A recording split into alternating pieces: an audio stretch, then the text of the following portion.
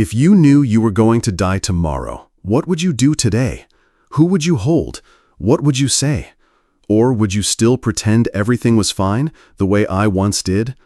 My name is Lindsey Moore, and I died on a November morning before the sun had a chance to rise over the hills of Texas. I didn't die of old age, or illness, or anything you could have seen coming. I died in the middle of a run, on the very path where I thought I was restarting my life. But the truth is, I was running away from my soul. I was 21 years old, leaving behind a childhood marked by long silences. My mother struggled with depression. My father was hardly ever around. I learned how to stay quiet, how to hide my tears behind polite smiles. But inside, there was always a whisper. There must be something more than this. Somewhere, somehow, a love real enough that I wouldn't have to pretend anymore. That's why I ran.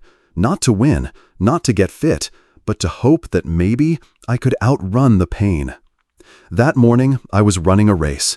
It was cold, the road was slick, but I didn't care. I had trained for weeks. I needed to feel like I was doing something. I needed to feel alive. What I didn't know was that just minutes later, I would cross into a place no one else could follow. I didn't know that the impact would not only break my spine, but also shatter everything I thought I knew about life. I didn't know that death wouldn't come with a scream, but in a silence so deep it felt like God was whispering, "You've run far enough. It's time to come home." Have you ever wondered what happens after we die? Is there a heaven? Is there light? Is someone waiting for us on the other side? The answers I found will change the way you look at life forever. Because the moment my heart stopped beating was the moment my soul woke up. And what happened next will make you never fear death again. I don't remember everything that happened after the impact, just the sound of something shattering, a burning smell. Someone was screaming in the distance, like it was echoing from another world. I was lying on my side, motionless, unable to move my legs. I tried to reach for the glove compartment with my right hand, but my arm wouldn't respond. A cold fear crept in, metallic and sharp, not from physical pain, but from a deeper, more terrifying truth. I no longer had control over my own body. They rushed me to the ER, then straight to surgery. I heard people talking about a fractured cervical spine, about the risk of paralysis, and an emergency procedure, but it all just washed over me. I was there, but only as a helpless witness to the unraveling of my own life. At some point, I felt my heartbeat become erratic, then slow down. Someone shouted, "We're losing her!" And that was the moment I disappeared. Not metaphorically, literally. I left my body. Gently, like an exhale. No pain, no noise. I just wasn't me anymore. I was floating above the operating table, looking down at my own body surrounded by people in scrubs. They were doing everything they could to save me, but the part of me that truly knew, that truly felt, that truly lived was already on the outside. I didn't panic. On the contrary, I felt an uncanny peace. No fear, no attachment. I looked at the surgeon's face and saw how exhausted he was, saw him scarf down a Snickers after his shift. I saw things no one lying on that table ever could. And in that moment, I realized death wasn't what I thought it was. It wasn't darkness.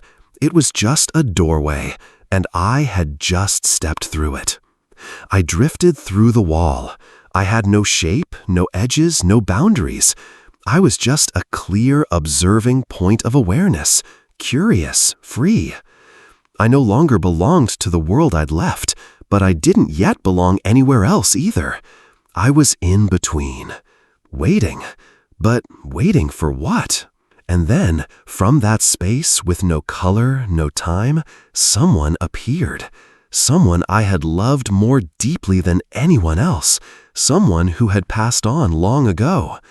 But today, they came back to welcome me home. At first, I didn't understand where I was. There was no ceiling, no nurses, no harsh surgical lights.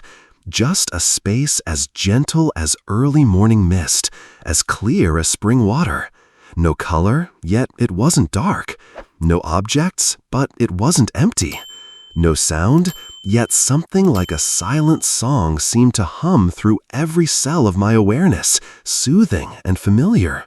Then I heard an engine, a sound I thought I had long forgotten from childhood. It was the rumble of an old Ford truck, the one my grandfather used to drive.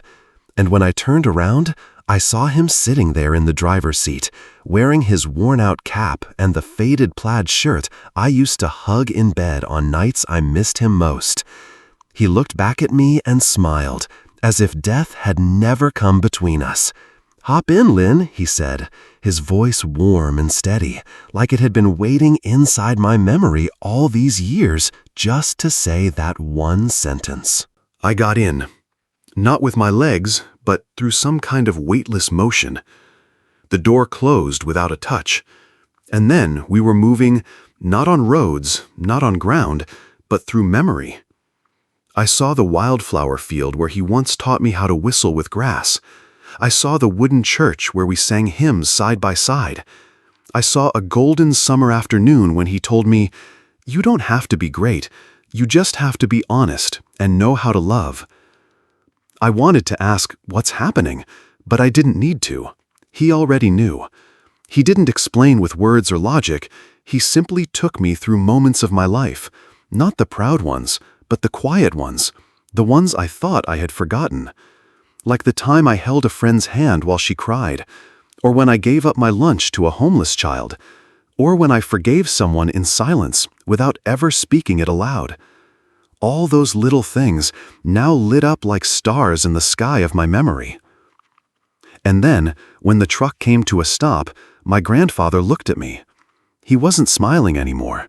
There was only a gentle gaze, calm but solemn, as if he was about to entrust me with something sacred.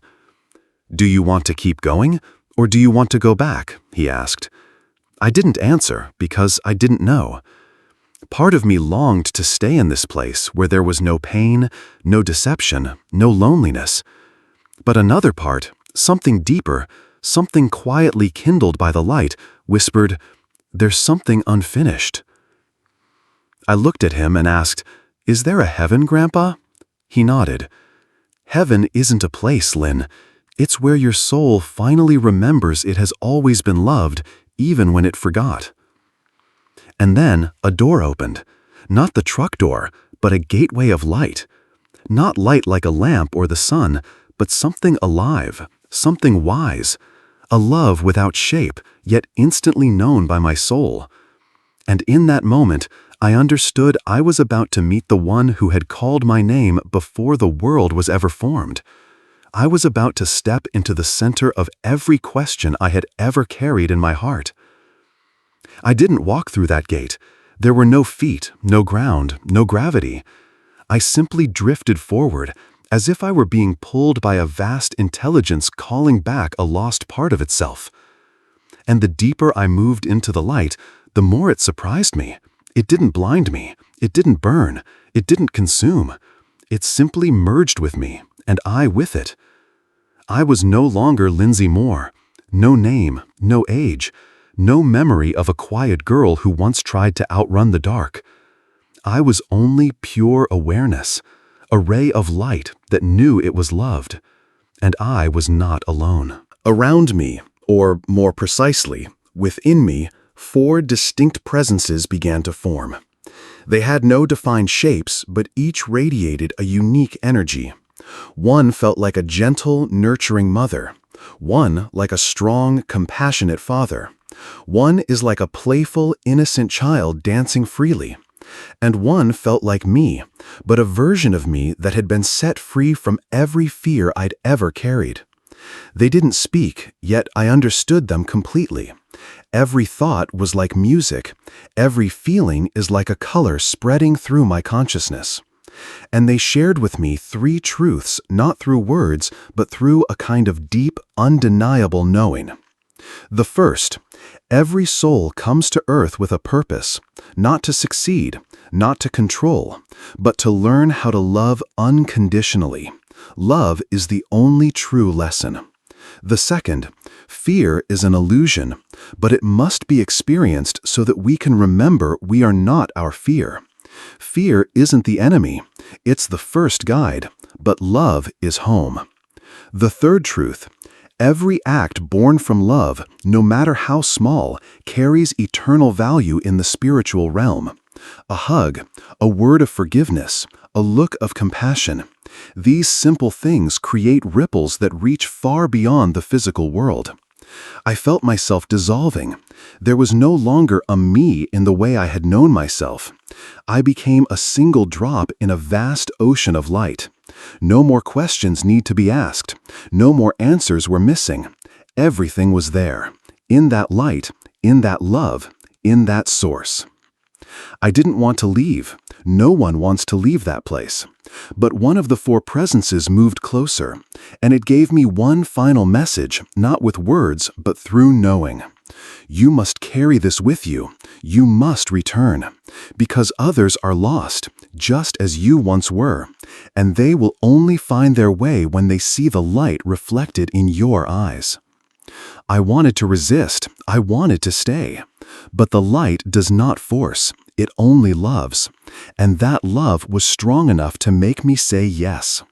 Then, in a moment beyond the measure of time, I felt myself falling backward from the light into form, from the infinite into the finite, from heaven back to earth. Waking up wasn't anything like I expected. There was no blinding light, no chorus of angels, just the steady hum of machines, the drip of an IV line, and the soft squeak of rubber soles gliding across a sterile hospital floor. I opened my eyes. The room was cold and blurry, like a dream that hadn't finished.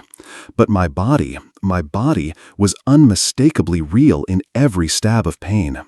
My neck was stiff. My arm was wrapped. My back felt like it had been crushed from the inside out. But the deepest pain wasn't physical. It was the ache of having just been torn away from the most sacred thing I'd ever touched, as if my soul had been ripped from its home and hurled back into a place that no longer fit. They told me I'd been clinically dead for almost 3 minutes. My heart had stopped, no brain activity. The doctors were preparing to call my time of death, until suddenly I breathed again. No one could explain it. They called it a medical miracle.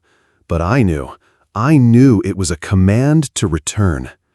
The day I woke up, a doctor came to my bedside, speaking gently but with a certain guarded tone. He asked if I remembered anything, and I told him. I told him about the old brown Ford. I told him about my grandfather and the conversation we had in a car that needed no wheels. I told him about the Snickers bar, the one he, that very doctor, had quickly eaten between surgeries, thinking no one had seen. His face went pale. He didn't say another word, but I saw it in his eyes, the unspoken acknowledgement that I had been somewhere else, just not in body. I didn't tell anyone else. No one truly believes unless they've died. People listen with their minds, but I needed them to feel it with their hearts, and that, I learned, is rare. Visitors came, offering the usual lines. "We're just glad you're alive. What a miracle. God must have a plan for you." But no one asked, "Where did you go? What did you see? Who were you in the moment when you were no one at all?" I felt a loneliness so heavy it pressed against my chest like stone. Because I knew a truth no one around me wanted to face. We are not truly living. We survive, we repeat, we hide, we pretend, and we call that life. But I had seen a place where there was no pretending. A place where love wasn't a choice, but the very essence. And once you've tasted that kind of love, everything on earth feels pale in comparison. I used to think I survived the accident, but now I know I didn't survive. I was sent back, sent with a reason, sent like a letter sealed in spirit, unreadable to anyone except those souls who are slowly beginning to awaken. And then one night, somewhere between dreaming and waking, I heard his voice again, the voice from beyond the light. My grandfather whispered, "It's time, Lynn. You need to tell it." Some people need to remember what their souls knew before they were born. I didn't start sharing right away. In truth, I stayed silent for a long time. Not because I was afraid people wouldn't believe me, but because I was afraid they'd only hear me with their ears and not feel me with their hearts. This story was never meant for the mind. It was meant for souls who are quietly aching for a reminder. And to speak it out loud, I had to wait until the wound inside me stopped bleeding and began to shine. It took nearly 3 years. 3 years of living in two worlds. One of the schedules, bills, traffic, and quiet pretending. The other was hidden inside my heart, where I still spoke to my grandfather, still remembered what it felt like to dissolve into the light, still longed for a love too vast to name. Then, one night, while teaching a small class at my local church, I noticed a child crying. No one else seemed to see, but I did. Because those eyes looked just like mine once did, lost, like a soul freshly fallen to earth, unsure of who they were. I walked over, sat beside them. No sermon, no advice. I simply placed my hand on their back and whispered with the softest voice my heart could offer, "You are not alone. There's a place you once belonged to, and it's still waiting for you to remember." The child didn't speak, but their eyes lit up, as if something long forgotten had just been remembered, something no one ever taught them, yet they'd always known. And that's when I began to tell the story, not as a preacher, but as someone who had died and returned only to remind others that death is not the end, that each of us is part of the light, that every wound is a doorway to healing, that every fear is a calling from love that hasn't yet been held. I began receiving letters. Strangers wrote to me about dreams they'd had, near-death moments they couldn't explain, a feeling that there's something more than all this. I couldn't answer them all, but I read every word with gratitude, because I realized I was no longer alone. The heaven I saw wasn't just a place. It was a memory alive in the hearts of millions who are just waiting to be stirred awake. I'm not special. I'm just Lindsey. Someone who died, was loved, and was sent back with one message. We don't come to earth to get it all right. We come to learn how to love. And when we love deeply, honestly, and unconditionally, we never really die. We simply return. So if you're watching this, and you've ever felt lost in life, ever asked, "Who am I really? Why am I here?" let me tell you what my grandfather told me. You don't have to go anywhere. You just have to remember what your heart has always known. And if the world ever feels too cold, too loud, too harsh for your gentle soul, remember, that's exactly why you were sent here. You are light in a body, and light is never lost.